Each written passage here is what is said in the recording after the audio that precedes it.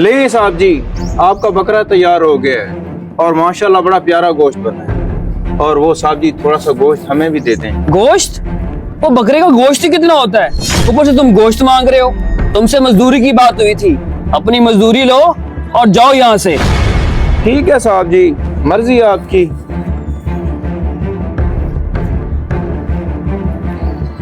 बड़ा ही कोई कंजूस आदमी था, गोश्त भी नहीं दिया। फहद, इधर आओ, गोश्त ले जाओ अंदर। जी भाई। ये सारा गोश्त ले जाओ और जाके फ्रिज में रखवा दो। और अगर कोई गोश्त मांगने वाला आए तो बोल देना गोश्त खत्म हो गया है। जी ठीक है भाई।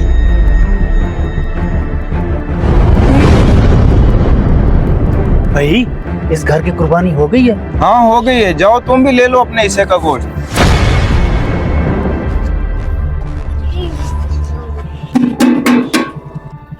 कौन आ गया? ओ भाई कौन है? गोश्त खत्म हो गया है। यार एक तो ये लोग प्यार की जबान समझते नहीं है।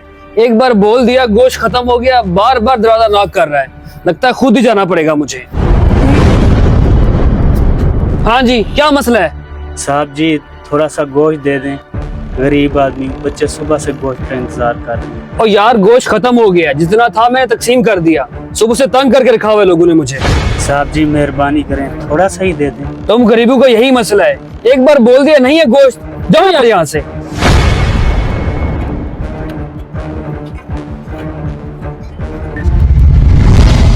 कल की टिक्का पार्टी के लिए सबको इनवाइट करना था और मैंने किसी को बताया ही नहीं।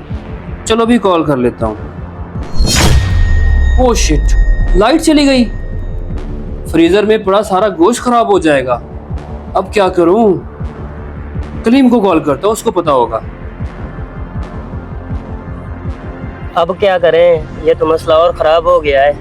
कोई हाल निकालते हैं इसका। ये बैल किसकी आ रही है? कैश भाई।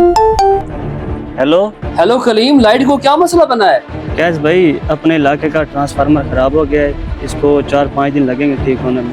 तो यार किसी इलेक्ट्रिशियन को कॉल करो या वापडा वालों को कॉल करो, वो आके इसको देखें। आम इलेक्ट्रिशियन इसको हाथ नहीं लगा रहा और वापडा वाले ईद की छुट्टियों पे हैं, तो ईद के बाद ही ठीक होगा। अच्छा चलो ठीक है। यार ये तो काम बहुत खराब हो गया, फ्रीजर में पड़ा सारा गोश्त खराब हो जाएगा। ये तो बहुत बुरा हुआ मेरे साथ।